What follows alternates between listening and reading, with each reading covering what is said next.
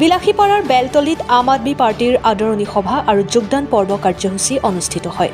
आम आदमी पार्टी जिंदाबाद जिंदाबाद जिंदाबाद अरविंद केजरीवाल जिंदाबाद जिंदाबाद जिंदाबाद ধুবুৰী জিলা কমিটিৰ সভাপতি অধিবক্তা মমিনুল ইছলামৰ নেতৃত্বত এই আদৰণি সভা আৰু যোগদান পৰ্ব কাৰ্যসূচী অনুষ্ঠিত হয়।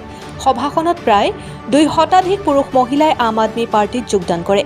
উল্লেখ্য যে আম আদমি পাৰ্টিৰ অসম ৰাজ্যিক নৱনিযুক্তি সভাপতি মনোজ ধানোৱাৰক জাপি আৰু ফুলাম গামোচাৰে উষ্ম আদৰণি জনায়।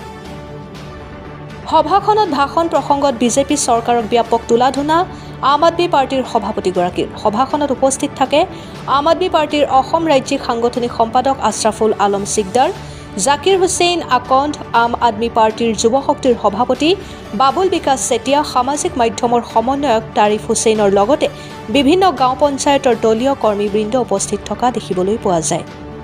বিলাসীপাৰাৰ পৰা জহিৰুল ইছলামৰ ৰিপৰ্ট, অৰুণোদয় আছাম। কেনেকুৱা লাগিছে আপোনাৰ? মই যথেষ্ট ভাল লাগিছে মোৰ আৰু বহুত এটা আত্মবিশ্বাস বাঢ়িছে মোৰ, কাৰণ মোৰ কাৰণে এটা নতুন অঞ্চল। মই ইয়াত আগতে ৰাজনৈতিক কাৰণলৈ কেতিয়াও অহা নাছিলোঁ, প্ৰথমবাৰ আহিছোঁ আৰু যি ধৰণৰ ৰাইজৰ মই ৰেছপন্স দেখিছোঁ, যি ধৰণে ৰাইজে স্বতঃস্ফূৰ্তভাৱে ওলাই আহিছে আম আদমি পাৰ্টি বুলি কৈ, এনেকুৱা নহয় যে আজি প্ৰথমবাৰ বুজাব লগা হৈছে আম আদমি পাৰ্টি কি পাৰ্টি হয়। তেওঁলোকে আগৰ পৰাই জানে, নিজে ওলাই আহিছে আৰু এই ৰাইজসকল যে আমাক যোগ দিছে আম আদমি পাৰ্টিটো আগবঢ়াই লৈ যাবৰ কাৰণে মোৰ আত্মবিশ্বাস বাঢ়িছে, আমাৰ চবৰে বাঢ়িছে। আৰু আগন্তুক গাঁও পঞ্চায়ত নিৰ্বাচনত ধুবুৰী জিলাত বিলাসীপাৰা এই অঞ্চলটোত আমি এটা ভাল ফলাফল দেখুৱাব পাৰিম, সেয়া স্পষ্ট। 2026 চনত বিধানসভা নিৰ্বাচনত কেনেকুৱা প্ৰভাৱ পেলাব আম আদমি পাৰ্টি? আমি চবতকৈ ডাঙৰ ভূমিকা আমিয়ে ল'ম 2026 চনত, কাৰণ আম আদমি পাৰ্টিৰ যিটো ঢেউ আহি আছে সেইটো সমগ্ৰ অসমবাসী ৰাইজে বুজি পাইছে। অসমবাসী ৰাইজে বুজি পাইছে যে 10 বছৰ বিজেপিয়ে আমাৰ ওপৰত অত্যাচাৰ চলালে, কংগ্ৰেছক আমি 50 বছৰতকৈ বেছি শাসনকাল দিলোঁ। আজিৰ দিনত কংগ্ৰেছৰ বিধায়কো আছে, UDFৰ বিধায়কো আছে, কিন্তু আমাৰ যেতিয়া ৰাইজৰ ঘৰ ভাঙিছে কোনো মাত মাতা নাই, আৰু ৰাইজৰ ওপৰত যেতিয়া অত্যাচাৰ চলি আছে কোনো এজন বিধায়কে মাত মাতা নাই। গতিকে ৰাইজে বুজি পাইছে যে এতিয়া পৰিৱৰ্তনৰ সময় আহিছে আৰু এই পৰিৱৰ্তনটো এইবাৰ আম আদমি পাৰ্টিৰ উন্নয়নৰ ৰাজনীতিৰ কাৰণে এই পৰিৱৰ্তনটো দিব লাগিব। ইতিমধ্যে ৰাইজৰ দলৰ সভাপতি অখিল গগৈ ডাঙৰীয়াই বিভিন্ন বিধানসভা সমষ্টিত গৈ ৰাইজক আকৰ্ষিত কৰি পেলাইছে। এই সময়ত কি জনাব? নহয়, তেখেতক আমি ৱেলকাম জনাম বাৰু। তেখেতৰ নিজৰ এটা ৰাজনৈতিক দলৰ মুৰব্বী হয়, তেখেতৰো অধিকাৰ আছে বিভিন্ন জেগাত গৈ মেলি নিজৰ দলৰ প্ৰচাৰ কৰিবৰ কাৰণে। তেখেতক ৰাইজে যদি গ্ৰহণ কৰে আমিও সেইটো গ্ৰহণ কৰিব লাগিব, কিন্তু তেখেতৰ যিটো দলৰ নীতি আদৰ্শ সেইটো ৰাইজে বুজিব পাৰিব লাগিব।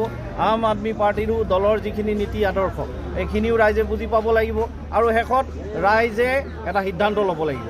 যিহেতু ৰাইজে পৰিৱৰ্তন বিচাৰি আছে, পৰিৱৰ্তনটো কংগ্ৰেছৰ পৰা লাগে, পৰিৱৰ্তনটো বিজেপিৰ পৰা লাগে, কিন্তু পৰিৱৰ্তনটো কোনপিনে যাব সেইটো কিন্তু ৰাইজে বিবেচনা কৰিব। মোৰ বিশ্বাস আমাৰ যিজন নেতা আছে অৰবিন্দ কেজৰিৱাল ডাঙৰীয়া আছে, তেখেতে যি ধৰণে গোটেই ভাৰতবৰ্ষত এই দুৰ্নীতি অত্যাচাৰৰ বিৰুদ্ধে যুঁজি আছে, আমাৰ দৃঢ় বিশ্বাস যে ভাৰতৰ নেক্সট প্ৰধানমন্ত্ৰীজনেই অৰবিন্দ কেজৰিৱাল ডাঙৰীয়া হ'ব আৰু তাৰ কাৰণে অসমবাসী ৰাইজেও লগ দিব বুলি মোৰ এটা দৃঢ় বিশ্বাস। যিহেতু ইতিমধ্যে আমি দেখিবলৈ পাইছোঁ মিঠাতেল, আটা আৰু বিভিন্ন সামগ্ৰীৰ দাম ইতিমধ্যে বৃদ্ধি পাইছে, এই সময়তে কি জনাব? এইটো দুখ লগা কথা হৈছে। আমাক ফ্ৰী চাউল দি আছে, আমাক আঁচনি দি আছে, PM কিষাণ যোজনা বুলি আঁচনি দি আছে, কিন্তু এইবোৰ দিছে কিন্তু তাৰ বিপৰীতে পইচা আমাৰ পৰাই আদায় কৰিছে। বস্তু বাহনিৰ দাম বঢ়াইছে, টেক্স লগাই দিছে, দাম বাঢ়িবই। গতিকে যোনটো মিঠাতেল আগত আমি 50 টকাত পাইছিলোঁ এতিয়া 200 টকাটো নোপোৱা হৈ গ'লোঁ, সেইটো ৰাইজ আপোনালোকে চবেই জানে। একেধৰণে যিখিনি ফ্ৰী চাউল কৈছে, যোনটো চাউল আজি 20 টকা নাছিল এতিয়া 40 টকা পাৰ হৈ গ'ল, সেইটো আপোনালোকে চবেই জানে। গতিকে আমাক হৈছে কি, আমাক আঁচনি দিছে কিন্তু তাৰ বিপৰীতে আমাৰ পৰা 10 গুণ বেছি আমাৰ পৰা উলিয়াই লৈছে। ঠিক আছে, ধন্যবাদ। আমি পঞ্চায়ত নিৰ্বাচনক লক্ষ্য কৰি ইতিমধ্যে আমাৰ ধুবুৰী জিলাৰ অন্তৰ্গত বিলাসীপাৰা আৰু বীৰসিং জৰুৱা সমষ্টি আমি গঠন কৰিলোঁ আৰু ইতিমধ্যে আমাৰ গৌৰীপুৰ, গোলকগঞ্জ আৰু ধুবুৰী বিধানসভা সমষ্টিৰ সমষ্টি কমিটি ইতিমধ্যে আমাৰ ৰেডি, 2-4 দিনৰ ভিতৰত হৈ যাব। তাৰ উপৰিও প্ৰতিটো চুকে কোণে গাঁও পঞ্চায়তে ৱাৰ্ডে কাম কৰাৰ কাৰণে আমাৰ ৱাৰ্কাৰখিনি লাগি আছে।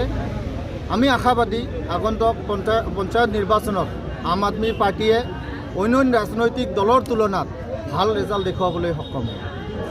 ইতিমধ্যে দেখিবলৈ পাইছোঁ আম আদমি পাৰ্টিৰ কোনো আঞ্চলিক কমিটি নাই আৰু বুথ কমিটিও নাই। কেনেকৈ দলৰ সংগঠন ভেটি শক্তিশালী আমাৰ আম আদমি পাৰ্টিৰ ইয়াৰ আগতে আঞ্চলিক কমিটি আছিলে, কিন্তু আমাৰ যেতিয়া ষ্টেট কমিটি ভংগ হৈ গ'ল, ডিষ্ট্ৰিক্ট কমিটি ভংগ হৈছে, অট'মেটিকেলি আমাৰ আঞ্চলিকবোৰো ভাঙি গৈছে। সেই আঞ্চলিকবোৰে এতিয়া আমি ৰিচাবল কৰি নতুনকৈ বনোৱাৰ কাৰণে পৰিস্থিতি আমাৰ ইতিমধ্যে প্ৰায় কমপ্লিট। আমি আঞ্চলিকবোৰ অতি সোনকালে আমি গঠন কৰিবলৈ সক্ষম হ'ম। ঠিক আছে ধন্যবাদ।